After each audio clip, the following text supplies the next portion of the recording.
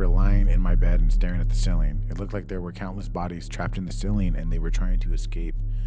The ceiling appeared to be made of a fine cloth, and I could see their hands reaching towards me.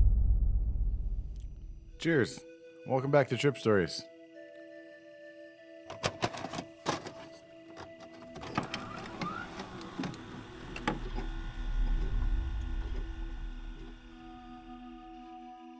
A 4 a.m. fire alarm. This experience happened in spring term of 2000. A friend had acquired an ounce of prime QBs, and it was decided we would split it between 4 people. After acquiring my dose, I put the mushrooms in a blender and filled it with orange juice. I drank the disgusting mix. I hate the taste of mushrooms. Me too. And after 15 minutes of trying not to throw up, my stomach calmed and I was able to relax for a bit. It was about 8 p.m. now. Me and one of the other guys decided to go for a walk through the small college town after about an hour of watching TV and vegging out. As soon as we got to the main street, the mushrooms started to hit. I had a horrible case of the giggles and I wanted to smoke. Neither of us had any, so we were out of luck, or so we thought. Lo and behold, a car drove by, yelled some obscenities, and threw a pack of GPCs at us. Now, GPCs aren't the most great tasting smokes, but anyone who's tripped before knows that cigarettes are like the water of life when you're tripping. Anyway, so somebody just you wanted a cigarette and somebody just randomly threw some cigarettes at you? It's crazy because only on psychedelics does shit like this happen. We walked by the local drugstore, and by this time, an hour and a half or so had passed. I was having trouble walking. It was quite interesting. The store, the cars, and the street all seemed to originate from the same point. It's hard to describe. Anyway, this guy, my friend, turns to me and asks if I had ever robo-tripped and shroomed at the same time. I'm quite experienced in both, but as of this point, I had never combined them. He began to explain to me that relatively low dosages of both put together amplify the effects greatly. I said, well, let's go for it. I gave him $7 and he went in. I was afraid to go in because I was starting to peak. So DXM, from my understanding, is basically like NyQuil type of shit, right? He got it and we went into the back streets to dose. I drank the bottle. Robo tastes like fucking shit. I began to feel it almost immediately. After 10 minutes, I could feel my body begin to get distorted. This made walking even more difficult, for it felt like my legs were of different lengths and were constantly changing lengths. My depth perception was going as well. My friend went to go throw away a wrapper for a taco he had bought at the store, and I stayed because I was afraid to walk to the trash can. Watching him throw it away has got to be one of the most fucked up things I have ever seen while tripping. He didn't walk to it, but rather the world began folding over into itself, allowing him to walk in place, but still get to the trash can. When he walked back to me, the world unfolded and returned to normal. He asked me if I was okay because I had turned completely white. I said no, because I was starting to panic. I had not expected Robo to act the way it was or so fast, for it had only been 20 minutes since I drank the bottle. I asked him to take me back to my dorm. He walked me to my dorm, thank God, too, because I forgot where I lived, what floor, and what room. Oh my God. I asked him to leave because I wanted to be alone to meditate, to get my bearings back. Big mistake. As soon as he left, my trip got more intense. I remember lying in my bed and staring at the ceiling. It looked like there were countless bodies trapped in the ceiling and they were trying to escape. The ceiling appeared to be made of a fine cloth, and I could see their hands reaching towards me and their facing, screaming, trying to escape. While this was going on, a soft buzz started in my ear and grew steadily louder until it was unbearable.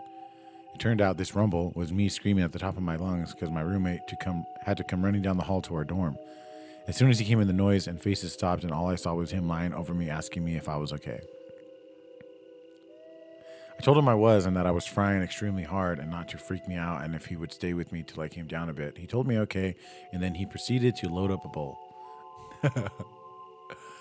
This will calm you down, bud, he said. This made me so nervous, but I figured I was just tripping and he would take care of me. We smoked a bowl, and I found out that this was another bad idea. As soon as we were done, I began to take off again. This time it felt like I was going through a wind tunnel at light speed, leaving my body behind. For a split second, it felt like I knew everything and was experiencing everything at the same time. This seemed like hours upon hours upon hours. Holy shit. The knock on our door snapped me out of it. It turned out to be campus security. Our smoking had reeked the entire hall and someone had ratted us out. Oh my God. I started to freak out. I began to cry, but the officer didn't notice. My roommate would manage to not only convince him it wasn't us smoking pot, but to leave us alone and not search our room. We were so lucky. And then the phone rang and my roomie answered it. And as I laid in my bed and listened to him on the phone, he began to slow down to almost a crawl. I don't mean his speed, I mean everything. He sounded like what it sounded like when you tape a record on a record player and slow it the hell down. But his movements were also doing it.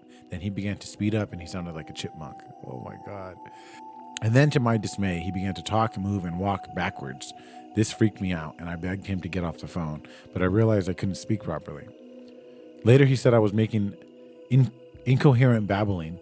He could tell I was distressed though and got off the phone and put on some Grateful Dead. This mellowed me out enough to where I could lay down, close my eyes, and meditate. I saw the mosaic of Buddha with a million arms and a million colors flying through space, changing into every form of religious symbol in the world. Crosses, saints, stars of Davids, pentagrams, everything. It began to speed up. This is a beautiful story. All of a sudden, my roommate jumps down from his bed in his underwear saying there was a fire. I looked over at my alarm and it was 4 a.m. I must have passed out, and the funny thing was that I was still tripping hard. After he got his pants on, he helped me outside. The hall was something else. The fire alarm was going very loudly. People were running around, and my RA was knocking on every door screaming, "Fire, fire, what the fuck?" Needless to say, in my state, I was very scared. Somehow we made it outside the building, and the last coherent thing I remember was sitting on the curb in my PJs crying. Nothing else of interest happened that night, but I learned quite a bit. Don't mix drugs if you don't know what is going to happen. Choose your setting smarter than I did. It's good to have friends with you to calm you down. My opinion is, no matter how hard you are frying and how scared you are, nothing will bring you down and calm you better than a friend comforting you. I hope this was an informative and entertaining piece. Peace. So that was like one of the shorter ones, but that was actually really fun to read. And I kind of want to see how much mushrooms he did. So he put 1/4 ounce. So he did 7 grams. Holy shit. That's wild. It's a trip that all these trip stories are starting to have a similar message of having a good set and setting. Shout out to 101. Thank you for the story from 20 years, almost 20 years ago, 18 years ago. Don't forget to check out the join button where you can become a member of the channel and help support, be part of the community. There's a lot of perks there as well. And yeah. I appreciate you guys. Be happy, be yourselves, and I'll see you guys next time.